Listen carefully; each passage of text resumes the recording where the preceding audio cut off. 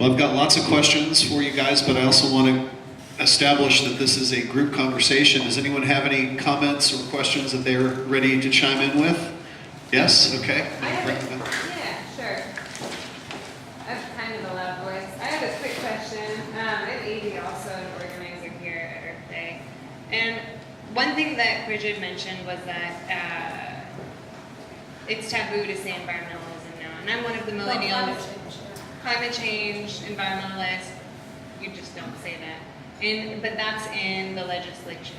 And I'm one of the millennials who moved here a couple of years ago. And is it, in the community, is it becoming more taboo than in the past to say those words?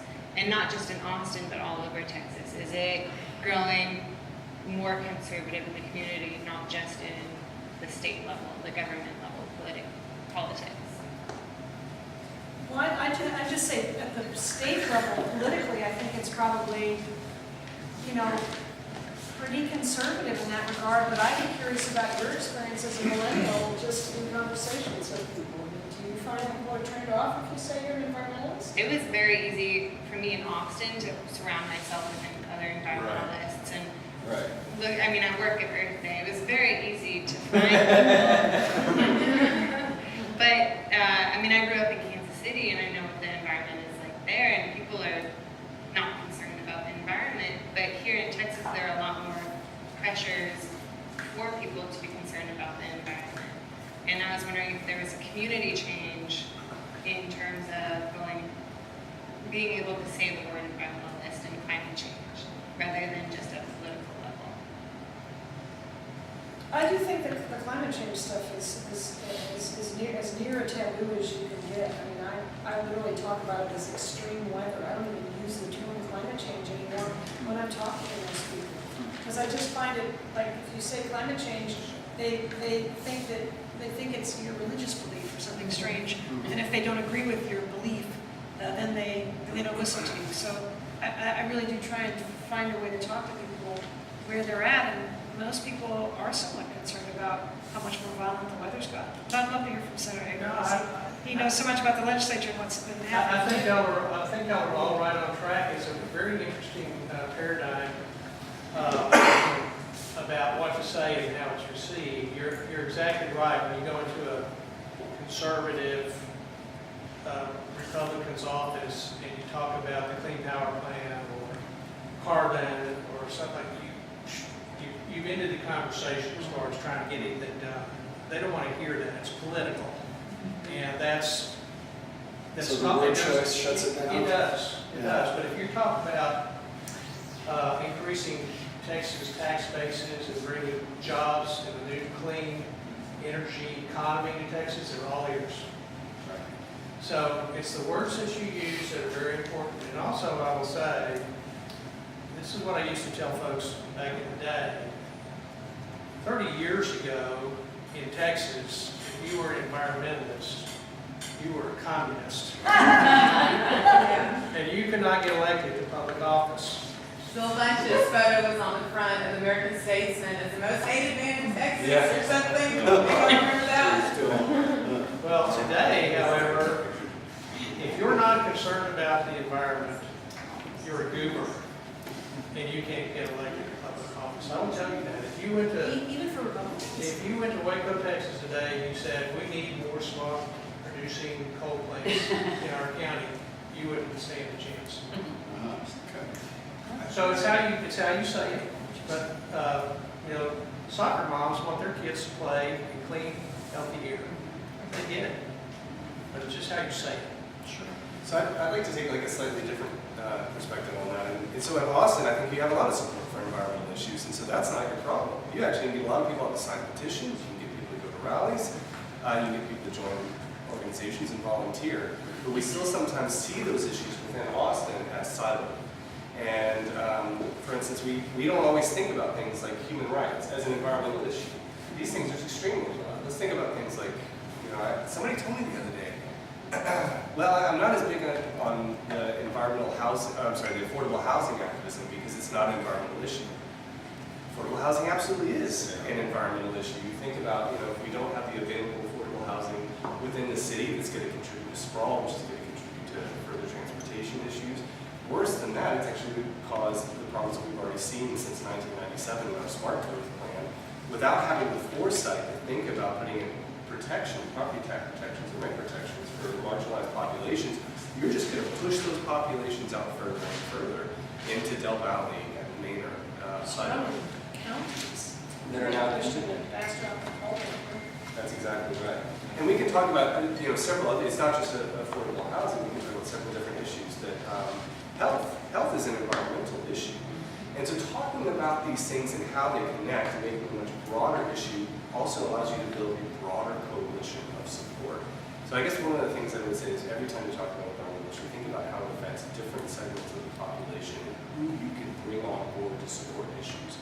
Because if we start talking about Republican and Democrat issues in the state of Texas, we're just Not going to work. So I'm going to go to Roy and then Mary and then Janice and then Danielle. Lenny's had his hand up. Oh, and Plenty, sorry. Okay. And Plenty. Okay, we're talking about branding, the language that we use. And one part of the language does not change. It doesn't matter what phrase you use, what word you use, it's the same thing, money. And that's where it is for business. How can we convince people that environmental activism, that green business is profitable, that it is good for the bottom line? And how do we bring people to that? The other thing, just little changes like, Luke, you talked about the Texas Railroad Commission. Most of the people that vote for that, and most people don't vote over that because they don't care where the choo-choo goes. They don't understand that it should be changed to the Texas Energy Commission and talk about what it really is. But it still comes, even that, it comes down to money. So how do we address the fact that it is financially good for all of us? Who wants that? Start. I think you start on the money question piece by not saying yourself up, but bringing in somebody who's credible to talk about money. So bringing in that business person. Donald Trump. Well, not necessarily him, but the guy who owns the solar company and wants to invest in Texas and create jobs. And if there's some programs in place to help her or him do so, that can happen in the state. So I think definitely finding good messengers is really critical so that people actually don't shut down, but actually are willing to listen to you. And then I think having good models. I think we've got plenty of how wind power saves money and creates jobs, or how green infrastructure can reduce costs of stormwater pollution. Or we've got plenty of those models. You got to do the research, find examples, find the people who can then represent that and communicate that. That's all I got. No, that's the problem, is that we've actually had some of the largest corporations in the United States or the world define sustainability in terms of economic sustainability. You've got Walmart, Monsanto, claiming to be sustainable corporations. But this really goes back to what Susana was talking about earlier, is what do we mean by long-term economic sustainability? And thinking about what the real costs are, how long we can reap economic benefits, who it benefits, and for how long a period of time. I mean, if you can say that fracking has contributed a vast amount of money to the state economy, but how much does it cost in respiratory issues, water issues, and other kind of environmental issues that we will have to pay, that the public, the taxpayer, will have to pay to remediate. And we can talk about that for several different issues. And again, you can put it in the language of money, but I think as environmentalists, we're just now catching up. The reason I thought, Luke was a good person to ask this, and I think Brigid as well, or answer this, is because that's a lot of the investment doing, I think, is trying to get a figure on what the costs are, which are often not accounted for. We talk about the benefits of employment, we talk about the GDP growth, and we completely overlook the cost to our health sector and the cost to our environment and for cleanup and things like that. And that's where we're playing catch up with that. Now that I'm a county commissioner, I go to conferences and I hang out with other county commissioners. And I was recently at a a gathering of South Texas judges and commissioners. And there was some discussion about, sort of what to expect from the upcoming legislative session. And when it came time for questions and answers, I asked if there were any thoughts about how, especially the counties that were affected by the boom in the Eagleford Shale, which is where there's been a tremendous amount of fracking in sort of the kind of southeastern semi-crescent between Houston and Corpus, I'm roughly capturing it, where those communities blew up. That was like a gold rush, and overnight these little tiny small towns had hundreds and hundreds and hundreds of people pouring into them, needing a place to stay, needing food, needing water, needing toilets, they had families, needing housing for their families, schools for their kids. And a lot of these counties floated bonds to pay for new infrastructure for all of this oil rush. And as everybody knows, the price of oil has collapsed. And in all these mostly rural counties that were, I think, very, very conservative, they are now absolutely panicking. They've built infrastructure they can't pay for. They've got a massive loss of tax revenue because all these oil companies left overnight. When the price of oil collapsed, they pulled up their rigs and left. And all the people that were working for them left. So I think there's an opportunity to talk about this, and I do think this is the kind of thing where we have both an opportunity and an obligation to try and figure out the best way to broach these issues where people can hear them. But I asked the question: how will the proposal for the limits on revenue, the revenue caps that are proposed by Lieutenant Governor Dan Patrick, affect these counties that are now suddenly facing massive debt, massive loss of revenue, and will likely have to raise taxes, in some cases maybe kind of high.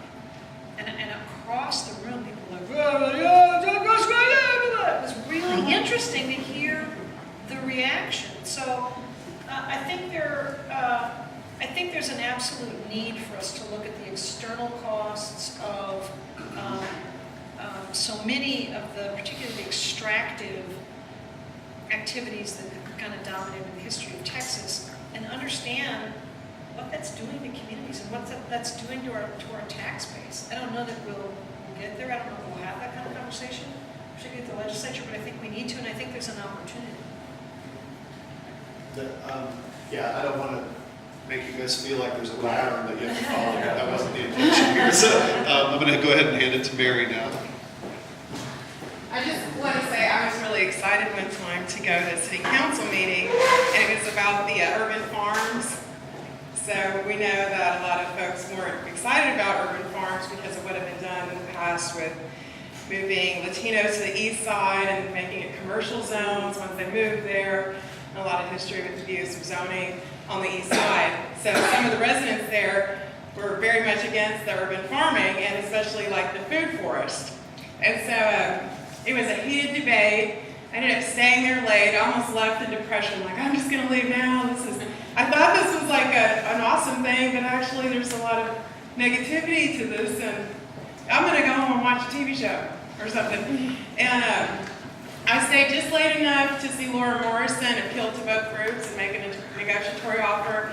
And with the Latinos on the east side, the leader of the car club got up, and he said that he had not been told that the food forest had free stuff in it for him and his 4 kids, and he totally switched his vote as a community member to like, yay, for the food forest. So it's kind of like the commonality there was food. And I mean, I almost left in tears, and it was just really a great day. So that was neat as a native Austinite to see. Who's next? Carol's on the phone, then. Thanks, Susan. Did you want to say something? No, I was just trying to remember who else was next. Danielle and then, Oh, Danielle. and then, Oh, okay, after me. So first of all, just because it's taboo, climate change, climate change, climate change, climate change, climate change.